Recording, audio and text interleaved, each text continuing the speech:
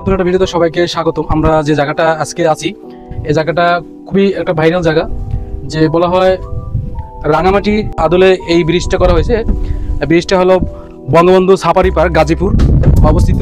আমরা এই ব্রিজটা মানে তার আদলে তারা মানে কর্তৃপক্ষ বলছে, আসলে ওরা কতটা সত্য সেটাই আমরা দেখব।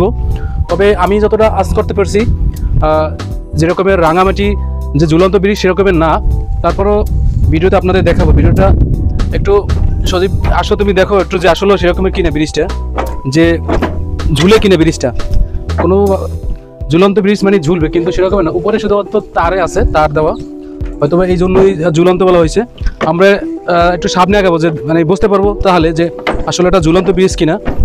এখনো পর্যন্ত আমি কিছুই বুঝতে পারতেছি না এটা নাকি ঝুলন্ত ব্রিজ। একটু উপর থেকে একটু দেখাইও যে ঝুলন্ত ব্রিজের যে বৈশিষ্ট্য যেগুলো থাকার কথা সেগুলো এটার ভিতরে আছে কিনা, সেটা একটা সবচেয়ে বড় প্রশ্ন। আমরা দেখতে পারতেছি তার এটাই হয়তো বা তারা ঝুলন্ত ব্রিজ হিসাবে অভিহিত করেছেন। তবে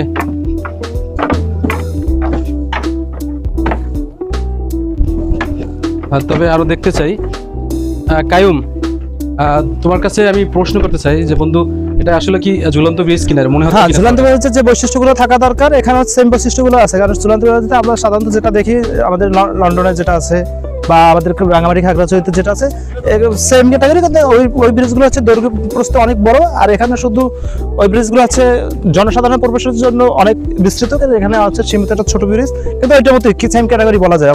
আমার মনে হচ্ছে যে ব্রিজটা শুধুমাত্র একটা শৌখিন ব্যাপার আছে, হ্যাঁ, যে একটা ঝুলন্ত ব্রিজ নাম থাকবে এবং মানুষের জায়গায় ভিজিট করবে, বিশ্বকার যাচ্ছে পর্যটকদের দৃষ্টি আকর্ষণ করার জন্য আছে এই ধরনের ঝুলন্ত ব্রিজ সৃষ্টি করা হচ্ছে। কিন্তু এই জায়গায় ঝুলন্ত ব্রিজ আসলে কতটা মানে করার যুক্তিসঙ্গত, ওদিকে কোনো যাতায়াত বা সেরকমের ফিল মনে হচ্ছে না।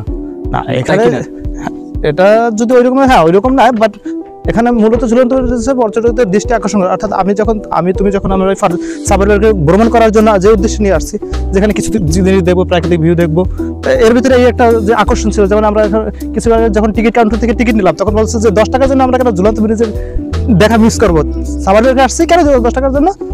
না, এটা একটা মার্কেটিং, এটা হ্যাঁ just on kind of marketing এ বলতে পারো, মানুষের ইমোশনাল খাটিয়ে এটাও তাদের একটা ইনকাম। তবে সাফারি পার্কটা সম্পূর্ণ কিন্তু আমরা জানি সরকারি এবং এটা হয়তোবা লিজ দেওয়া। তবে এটার যে প্রাকৃতিক বিভিন্ন জায়গায় হয়তোবা সেই বৈশিষ্ট্যগুলো অনেকগুলো হারিয়ে ফেলাচ্ছে। বিশেষ করে অনেকগুলো গাছ দেখলাম যে কাটা হয়েছে। যে পরিবেশ বান্ধব একটা পার্ক থাকা দরকার, সেরকমের পরিবেশটা হয়তোবা এখন নাই। যদিও পার্কটা কিন্তু একসময় বঙ্গবন্ধু নামই ছিল, হয়তোবা 5 আগস্ট গণঅভ্যুত্থানের পর পালাবদলে কিন্তু সেই নাম পরিবর্তন হয়েছে। নাম পরিবর্তনের পাশাপাশি তার যে পরিবেশ বা এনভায়রনমেন্ট সেটাও হয়তোবা পরিবর্তন আমরা দেখতে পাচ্ছি।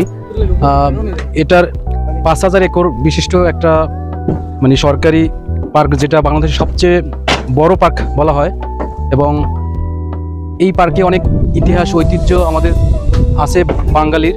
বিশেষ করে বাংলাদেশের যে পশু পাখিগুলো, হাতি, ঘোড়া, জিরাফ এবং হনুমান, আরও যে যত পশু পাখি সবগুলোই আছে।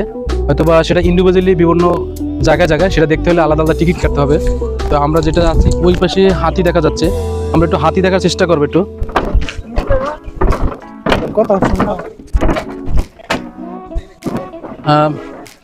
আসলে যে জায়গাটা মাত্র 10 টাকা, বেশি একটা না, 10 টাকা। তবে 10 টাকার জন্য এখানে কেউ মিস করবেন না। কিন্তু অন্যান্য ইভেন্টগুলো, অন্যান্য কিন্তু পশু পাখি দেখতে হলে কিন্তু আরও বেশি টাকা দিতে হয়। আর সেক্ষেত্রে এই জায়গায় খুবই স্বল্প, মাত্র প্রতি জনকে 10 টাকা করে, প্রাপ্তবয়স্ক এবং বাচ্চাদের জন্য তো টোটালি ফ্রি। সুতরাং এই জায়গাটা আপনি চুজ করতেই পারেন। আমরা দেখতে পারতেছি ওর পাশে হাতিগুলো হয়তো বা বাধা আছে। এরপর ওদিকে আর কোনো বাউন্ডারি আছে কিনা জানি। তবে এই সাফারি পার্কটা 5000 একর, যেটা বাংলাদেশের চেয়ে বড় পার্ক অভিহিত করা বা পরিচিতি লাভ। তবে এটা সম্পূর্ণ ঘুরতে হলে কিন্তু আপনার গাড়ি ভাড়া করতে হবে, এবং এই সার্কেলই গাড়ি ভাড়া দেয়। তবে এটা পায়ে হেঁটে সম্পূর্ণ হাঁটা যায় না, অনেক কষ্টসাধ্য ব্যাপার। এবং এখন চৈত্র মাসে যে গরম, যে তৃষ্ণা, সেটা আরও বেড়ে দ্বিগুণ হয়ে যায়।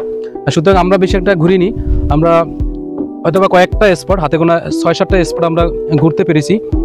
এটা সকাল 10টা থেকে বিকেল 5টা পর্যন্ত খোলা থাকে এবং প্রতি সপ্তাহে একদিন বন্ধ থাকে। সেই সপ্তাহটা হলো মঙ্গলবার, সপ্তাহে একদিন বন্ধ থাকে।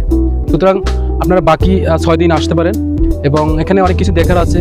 বাংলাদেশের প্রাকৃতিক পশু পাখি, গাছপালা এবং এখানে একটা বনে বনে একটা ভাব, যেরকমের রাঙামাটি যদিও বলা ভুল হবে, তবে অনেকগুলো বনের মতন যে গাছগুলো দেখা যাচ্ছে, শাল বন, সেটা প্রায় এই পরিবেশটা সবচেয়ে বেশি দেখা যাচ্ছে। সুতরাং একবার হলো আপনাদের আসা উচিত।